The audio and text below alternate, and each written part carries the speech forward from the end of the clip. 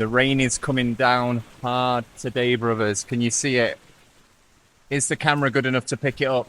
We are here at Cow Zoo, which I didn't even know this until we arrived, but recently there's been this viral baby hippopotamus, very cute, that's kept popping up on my Facebook, on my TikTok. I didn't even know where it was. Apparently it is here, but right now we are kind of stranded in this shack waiting for this storm to pass. So I thought I would pop the camera out, pop the baby out, and whip out another batch of information for you guys. Now, this isn't a negative video, but I am going to call it something along the lines of the difficulties with living here in Thailand. And the truth is, Thailand is a very, very easy place to live. I'm so lucky to be here, but it's not perfect.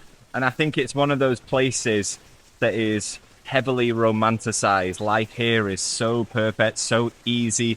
Oh, anybody in the world can move here and become a social media influencer. That's what you see online, and it's not quite that simple. But the biggest difficulty for me is right there. I've got family here now. I'm here for the long haul. I ain't going anywhere.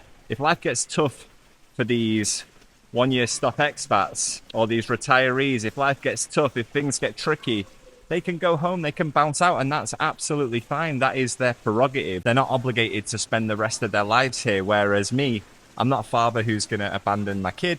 Me and my wife have a great marriage, so there's no chance of us getting divorced, but hypothetically, even if we did get divorced, I'm not going to abandon my child and not see my child. So I'm here for the long haul, which is why sometimes when I post TikToks or more recently YouTube videos, people have commented, oh, you're very judgmental. No. This is where my daughter is going to live for the rest of her life. I mean, maybe not. Maybe she'll move when she's older, but this is where she's going to grow up, where she's going to be educated, where she's going to become a child, a teenager, a woman. So of course I'm going to take a realistic look at this society that she's going to grow up in, and I'm going to identify things that I might not be 100% behind. It's the same in the UK. Here's the funny thing.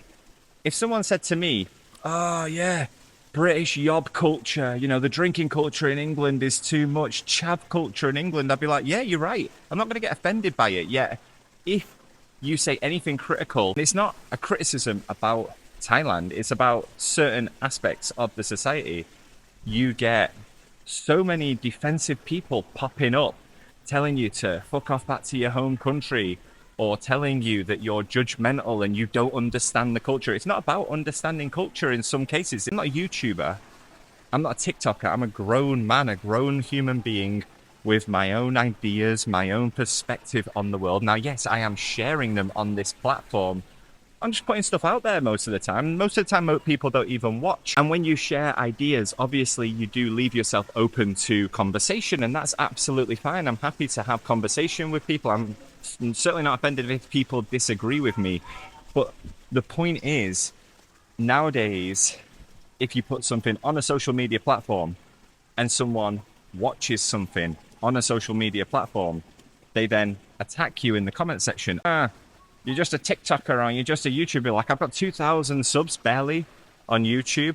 I've got 3,000 on TikTok. I don't have any sort of influence. I'm not trying to influence anybody. I recently saw a big debate online because Taylor Swift was backing the presidential candidate Kamala Harris in the US, and that may influence people who are her fans. I can understand that perspective, but me, I'm just a regular person living a regular life, sharing some regular opinions, offering some regular perspective. So when you have a baby, you want to make sure that you are creating the best possible environment for them to grow up in, not just financially, educationally, societally, but sort of mentally as well. You want them to be surrounded by ideas, perspectives, values that align with who you are as a parent. And I'm learning on the job in terms of parenthood. I'm not a expert, I'm not a professional. Sometimes I feel like I'm fucking shit, to be honest. Doesn't mean you have to be submissive to everything you see. I think that's one of the big issues with expats in general, is they come out and they think respecting a culture is being completely and 100% submissive and losing sight of who you are. I've lived in Korea for 4 years, Japan for 5 years, Thailand now for the best part of 5 years.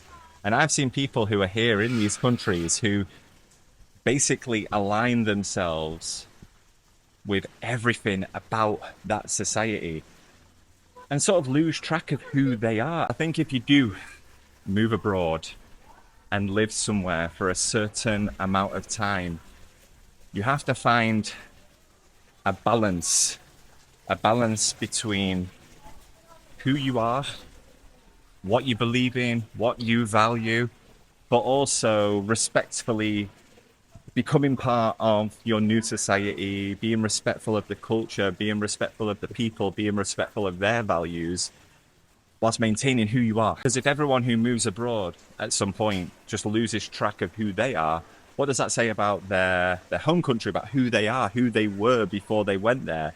It's sort of saying that it means nothing.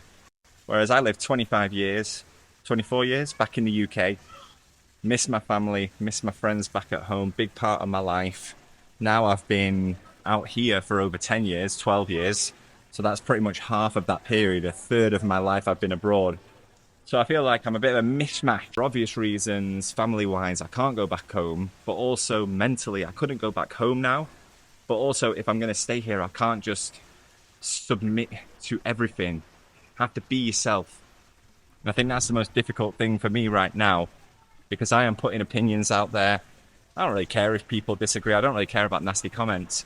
But I think it's a conversation to be had if you come to another country and if you are here truly long term, not if you're on a digital nomad 1 month visa, not if you've retired at the age of 65 and come out here and you've been here for 2 months and you're already married and you've got this whole new village that's love you so much. No. I'm talking about people with realistic situations, got a lot of life ahead of them, and they've got to figure shit out.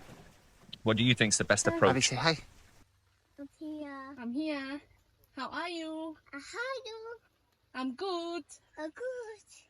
Blowing kiss. Mm. Huh?